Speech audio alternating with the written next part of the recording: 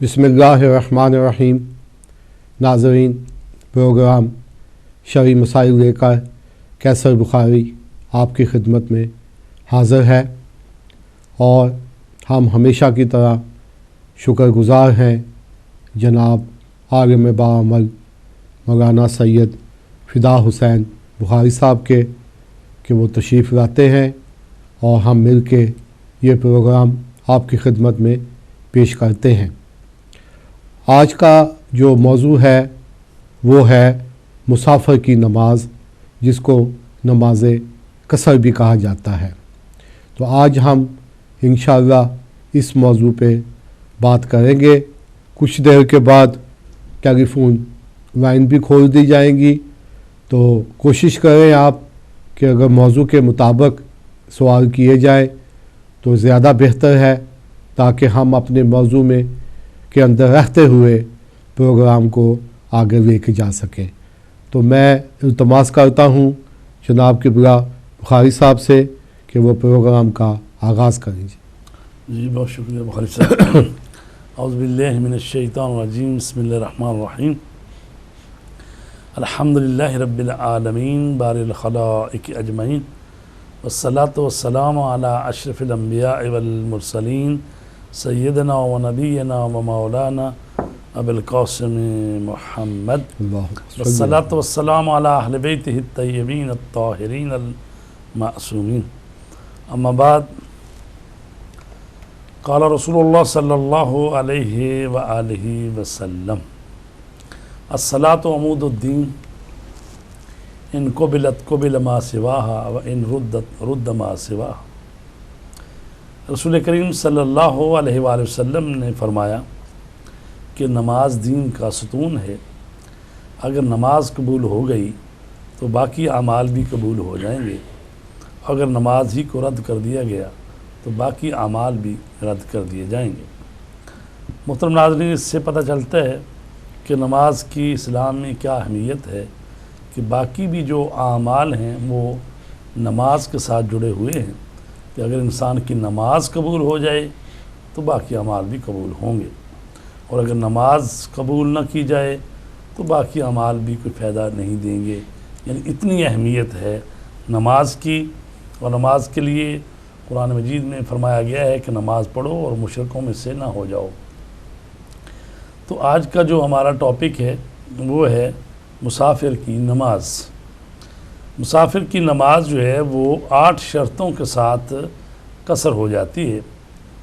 पहली बात तो ये कि जो नमाज है सुबह की, मगरिब की, वो तो कसर नहीं होती। यानी सुबह की नमाज 2 रकात 2 ही पढ़नी है, मगरिब की 3 है, मगरिब की 3 है, वो 3 ही पढ़नी है।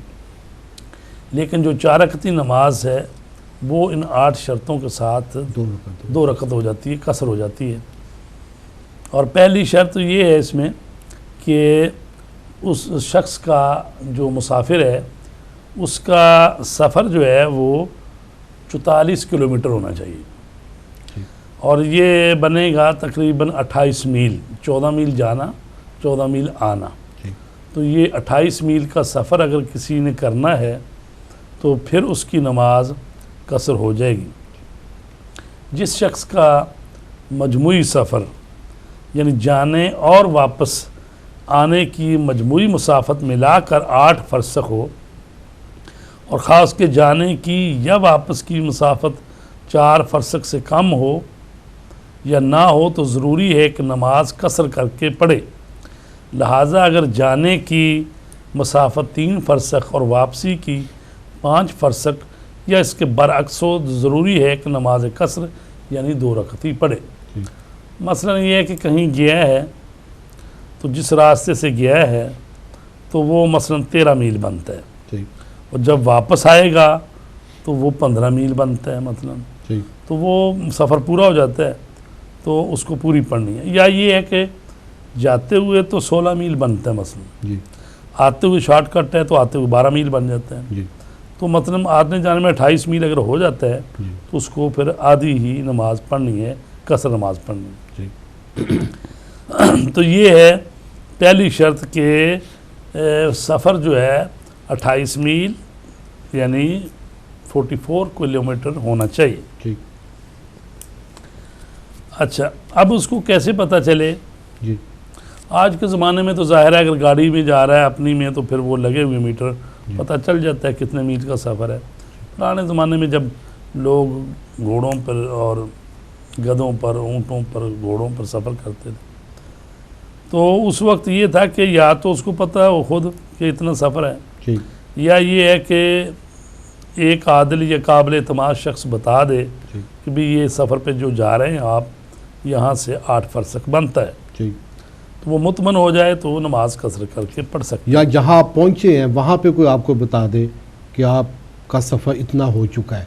लेकिन उसमें से ये हो जाएगा कि अगर पहुँचने की बात है तो फिर तो रास्ते में अगर मसलन सुबह के घर से निकला हुआ है, जी। रास्ते में ज़ोर की नमाज भी आएगी, असर की भी आएगी, तो वो कज़ा तो नहीं करनी।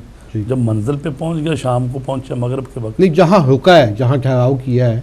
नहीं मैं अर्ज़ कर रहा हूँ ना, ये घर जहाँ से चलेगा ना, जब उसी वक्त पता होना चाहिए मेरा इतना सफ़र है, तो तब जाके रास्ते में जो नमाज़ें आएंगी उन नमाज़ों को कसर तभी करेगा ना कि अगर वो पता हो कि ये मेरा जो सफ़र है मेरा ये पूरा मुसाफत यानी 28 मील का है। जी। अच्छा, तो अगर ये सफ़र कर रहा है और ऐसा शख्स जिसे यकीन हो कि उसका सफ़र 8 फरसक है, जी। फरसक तकरीबन ये 5 किलोमीटर का होता है, ठीक है जी, 5 किलोमीटर से थोड़ा सा ज़्यादा होता है, इसीलिए 44 किलोमीटर बनते हैं ना जी। अगर नमाज कसर करके पढ़े और बाद में उसे पता चले कि 8 फरसक न था तो ज़रूरी है कि पूरी नमाज पढ़े, और अगर वक्त गुजर गया है तो उसकी कज़ा बजा लाए। यानी पहले तो किसी ने कहा कि भाई ये सफ़र जो है 8 फरसक है, जब गया तो पता चला कि ये तो 7 फरसक बनता है टोटल, तो जो अगर नमाज उसने कसर पढ़ ली थी तो अगर तो वक्त है अभी तो दोबारा पढ़ ले, लेकिन अगर वक्त गुजर गया है तो फिर उसकी कज़ा करेगा, फिर यानी पूरी नमाज पढ़ेगा, कज़ा करेगा, चूँकि वो कसर तो पढ़नी नहीं थी। अच्छा, ये तो पहली शर्त है। इसके बहुत सारे और भी मसाइल हैं, लेकिन हम ज़रा कम अज़ कम आज के जो है हमारा प्रोग्राम इसमें वो शर्तें 8 पूरी हो जाएं। दूसरी शर्त ये है कि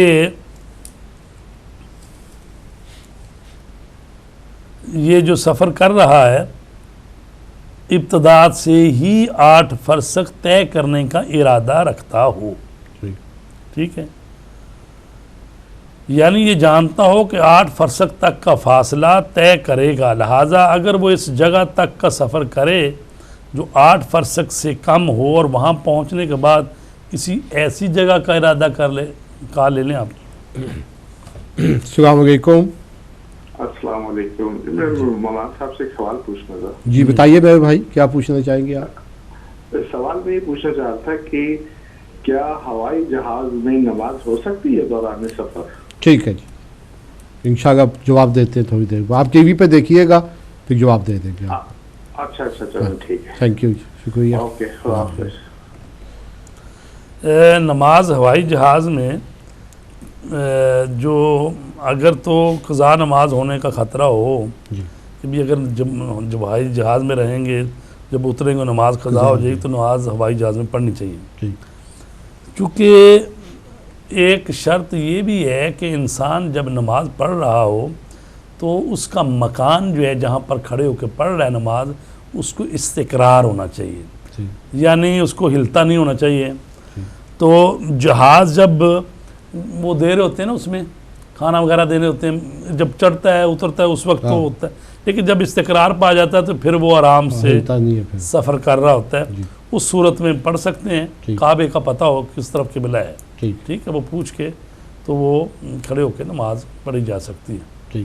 लेकिन अगर मसलन पता है कि भी अभी ये 1 घंटा और सफ़र करेगा, मगरिब की नमाज मसलन या ज़ोर असर जो है क़ज़ा हो जाएंगी, तो फिर वो पढ़ ले, चाहे बैठ के ही पढ़ा जा सकता है, नहीं खड़ा हो सकता, या तो मतलब 12 पढ़ी जा सकती है नमाज जहाज़ में। लेकिन उस वक्त जब जहाज़ इस्तिक़रार हो जाए, यानी उसको इस तरह हिलता ना हो कि आदमी खड़ा हो तो क़याम की हालत ना कर सके, क्योंकि नमाज में जब क़याम है तो उस वक्त सुकून की हालत में होना चाहिए, उसको ऐसे लर्जना नहीं चाहिए ना। क्योंकि अभी मैंने कुछ दिन पहले सफ़र किया था, तो वो जहाज़ के वो जो सामने स्क्रीन होती है उस पर वो बार बार काबे की डायरेक्शन दे रहे थे। उस पर दे रहे थे कि काबा जो है वो इस डायरेक्शन पे है। सही। इसका मतलब है कि इसको भी अब काफ़ी मतलब हाँ जी, वो किया बता जाता है। देते हैं जी। बाद में कोई इंतजाम लेकिन जैसे नहीं आपने करते। फरमाया कि अगर तो टाइम है, आप मसलन समझते ये है हैं कि आप जहाज में बैठे हैं 2 घंटे बाद हाँ, उतर उतर जाएंगे जाएंगे और टाइम और भी है। फिर जब वहाँ भी आप हिसाब लगा लें कि वहाँ एयरपोर्ट से जी घर तक पहुँचते पहुँचते नमाज का टाइम रहेगा रहेगा। बाकी, तो फिर घर जाके नमाज पढ़ सकते ठीक। हैं। तो पहली शर्त होगी कि 28 मील 28 मील का सफ़र होना चाहिए। जी दूसरी शर्त ये होगी कि शुरू से ही उसका नियत होनी चाहिए। 28 मील तय करने का इरादा होना चाहिए। ठीक है। यानी ये नहीं है कि पहले तो घर से निकला उस वक्त तो सफ़र का इरादा नहीं था, 5 मील का सफ़र तय करके अब इरादा करता है कि मैं यहाँ से अभी मसलन मानचेस्टर से निकला, ठीक है, तो वो रोचडेल तक ये कहीं गया, फिर इरादा आगे कर लिया किसी अगले टाउन का, जी और फिर ये है कि वो जहाँ से इरादा करेगा फिर वहाँ से देखा जाएगा 28 मील, ठीक। क्योंकि ये जो फासला उसने रास्ते में ऐसे ही बगैर नीयत के ही निकाल दिया, ये नहीं गिना जाएगा। ठीक। तो इसलिए पहली बात तो ये है कि सफ़र की नीयत हो ठीक। और 28 मील सफ़र करने की नीयत हो। ठीक। लेकिन अगर उसमें से कम हो तो फिर जो है जहाँ से वो आगे बढ़ेगा फिर वो सफ़र जो है ना समझा जाएगा। ठीक। अच्छा, जिस शख्स को ये इल्म नहीं है कि उसने कितना सफ़र करना है, मसलन वो किसी गुमशुदा चीज़ को ढूंढने निकला है, जी ठीक, अभी कुछ चीज़ उसकी गुम हो गई है तो कोई पता नहीं है, शाम तक ना मिले, वो ऐसे फिरता है इस टाउन में उस टाउन में, तो फिर क्योंकि उसको पता नहीं कितना है तो लिहाजा फिर वो पूरी नमाज पढ़ेगा। ठीक। हाँ, ले लेता। अस्सलाम वालेकुम। अस्सलाम वालेकुम। जी वालेकुम। ये मुझे मामा साहब से एक सवाल पूछना था। जी बताइए। सवाल ये है कि जो शहर में रहते हैं तो हमें हुदूद का अंदाजा डिस्टेंस का ठीक है जी, हम सिटी सेंटर से लगाएंगे या एजेस से लगाएंगे, बिल्कुल ठीक है ये मालूम है। जी। इंशाल्लाह आप टीवी देखिएगा, बहुत शुक्रिया। अभी आपको टीवी पे आपको जवाब दे देंगे। जी, ये जो सवाल किया गया है कि वो जो आप हदूद कहाँ से शुरू होगी? हाँ जी, कहाँ से वो सफ़र की हदूद शुरू होएगी, उसको कहते हैं हद तरख़ुस, यानी जहाँ पर जाके आपको छूट दी गई है तो वो हद तरख़ुस जो है ना, हर शहर के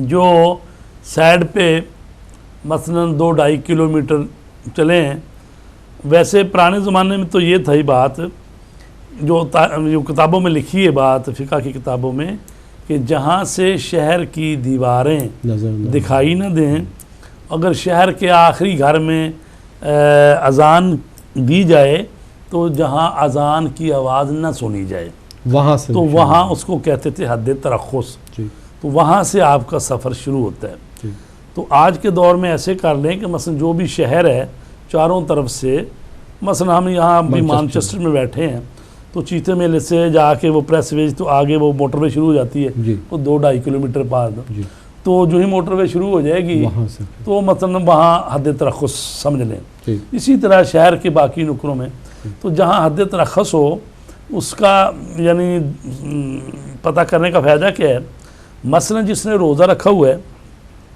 ये नहीं कर सकता कि मैं आज सफ़र में जाना है तो घर में ही नाश्ता करके ही निकले, नहीं कर सकता।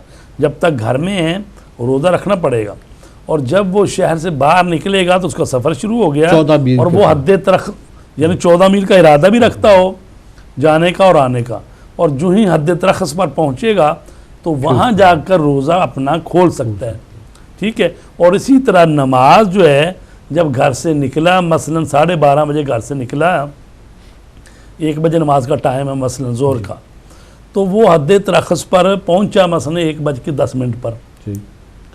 तो अब वो क्या कर सके, यानी वहाँ से वो नमाज कसर, या कह लें कि भी 1 बजे ही पहुँच गया, 1 बजे नमाज का टाइम है तो हद तरख़्स पर 1 बजे पहुँच गया, तो अब उसने नमाज़ पढ़नी है, तो आप उन्हें रास्ते में सफ़र जब करेगा तो रास्ते में वो नमाज कसर पड़ेगा।